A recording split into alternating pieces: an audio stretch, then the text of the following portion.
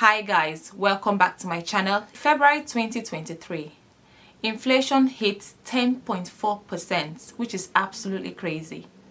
I feel like the cost of living crisis has forced a lot of families to take on more debts just to be able to pay their basic bills.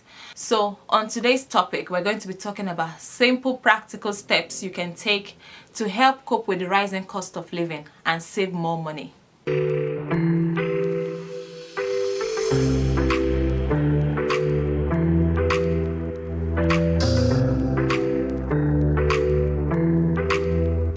Hi guys, welcome back to my channel. If you're new here, please don't forget to like, subscribe, comment and share this video with your friends and family.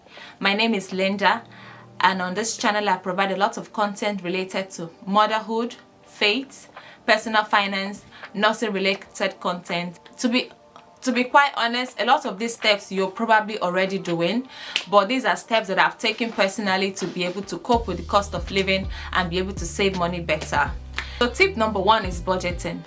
I feel like this is very important because you need to know your income, your expenditure, how much you're spending on each item, how much is going to rent, council tax, your bills, your electricity, your just basically having a set budget for every month, so you know what is coming in and what is going out for each specific item on your budget. Another way you can save on your grocery budget is by buying own brands. So that means switching from expensive brands to store brands, because at the end of the day, if the item you're buying is going to be the exact same, then you might as well switch and make that savings on your grocery budgets. So for instance, buying a packet of wipes from an expensive brand might be £30, but you can also get a cheap packet of wipes that does the same job for £12, and that way you're still saving money on your grocery shopping.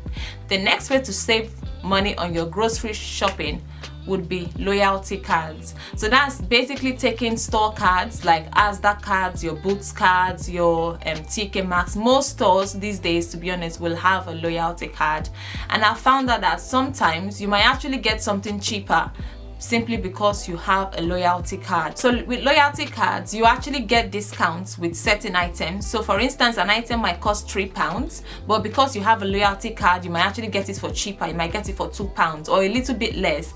And I know that it might not look like a lot of saving, but by the time you buy multiple items and look at your whole grocery shopping in the week, you actually find that you're saving a lot of money because you have loyalty cards. It adds up. These little savings add up. So here is an example of how I used loyalty cards recently. You can see this item in Co-op cost £3.75, but because I had a loyalty card, I was able to get it for £2. And little things like this add up. In this instance, I was able to save £1.75, which is a big savings, because by the time you buy multiple items, the cost adds up and you're able to save money better. So the next thing I do to save money on my grocery shopping is bulk buying. Yes guys, so this basically means buying things in bulk so that you can take advantage of wholesale prices. So as a family, we try to bulk buy a lot of African food stuff like your frozen turkey, your frozen fish. Actually guys, here is a video of unboxing some of the recent things that I purchased on my last bulk buying experience. And basically it means that you can buy a lot of things in boxes instead of buying them individually from your local African store or Asian shop. And that way you can save money because you're buying a large quantity. So the next step for saving money and coping with the rising cost of living is negotiating your bills. Yes guys, this one this is a very important one. Negotiating your bills. So that means your phone bill, your internet bills, your car insurance. You need to make sure that you're negotiating your bills. I actually did this when my phone bill was up for renewal. So the first thing you need to do is go online and check for comparison websites. So there are websites like comparethemarket.com or Money Supermarket that will actually compare all the different companies to tell you which company will give you the best deal. And then once you found the best deal, you ring your phone service provider and ask them if they can match that price to give you a better deal. If they cannot match that price, then guys, please be ready to move, be ready to switch to a different company just to get a better deal on your phone bills. I've also done the same for my insurance, so my car insurance, my home insurance. Shop around, guys, negotiate and try to get the best deal so that at the end of the month it reduces your expenditure. For your internet contract, they might be willing to offer you discounts because you've been with the same company for long periods of time, so definitely take advantage of this. The next tip to cope with the rising cost of living is to consider remote working, guys. So consider working from home because you can be making a lot of savings on petrol cost or travel costs. In fact, travel time as well going to work.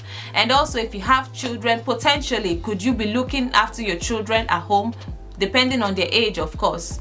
Could you be minding your children at home while you're working, so that way you don't actually have to spend money on childcare costs?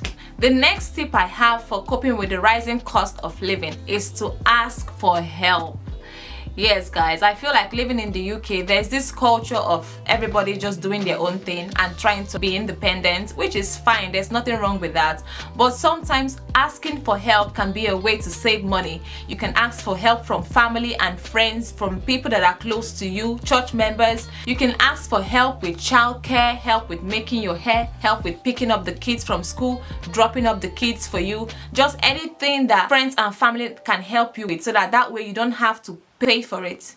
The next tip to cope with the rising cost of living is side hustles. So things you can do on the side to increase your income at the end of the month. It could be things like selling unwanted items online, selling things on eBay, selling things on Amazon, influencer marketing, affiliate marketing, selling digital products. There is a whole lot, and to be honest, this video will not be able to cover everything. You could also consider things like Airbnb and child minding as well, things that you can do to increase your income. Other practical things you can do to reduce your utility bill will be things like switching off the lights when you're not in the room, turning down your thermostat by 1 or 2 degrees. You could also consider washing your clothes at 30 degrees if it's possible, instead of going for a higher temperature like 60 degrees, which would take more energy. And that's the end of this video, guys. Thank you so much for watching. I hope you've enjoyed. Please don't forget to like, share, subscribe and comment. Let me know in the comment section below, what are the practical ways you're saving money? What are the practical things you're doing as a family to save money? If you found this video helpful, please don't forget to like, don't forget to subscribe. Thank you so much for watching, guys. Bye bye.